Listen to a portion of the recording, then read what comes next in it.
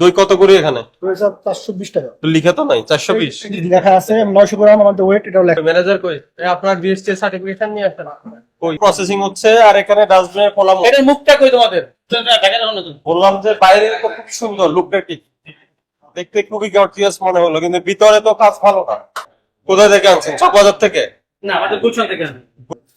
এগুলো দেখাও। উৎপাদন তারিখ হবে, মেয়াদ উত্তীর্ণের তারিখ হবে। এটা আমরা কিভাবে বুঝবো? এটা আপনার তালাম দিয়েছে না ফ্যাক্টরি? হ্যাঁ, অবশ্যই অবশ্যই। খালি খালি পাতিল দেন, নাহলে বুঝবেন কিভাবে? বিয়োগ করে লাভ। এগুলো আবার রিনিউর জন্য দেওয়া হয়।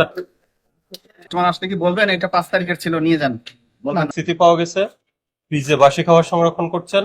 ডাস্টবিন খোলা ছিল। তারপরে যেখানে ফুড খাবার যেখানে প্রক্রিয়াজাত করছেন সেখানে খোলা ডাস্টবিন রেখে দিয়েছেন। 30,000 টাকা জরিমানা পরিশোধ করেন। আর স্টাফরা যদি ক্যাপসারা ভিতরে থাকে, এরকম আরো চুল আরো পাওয়া যায়।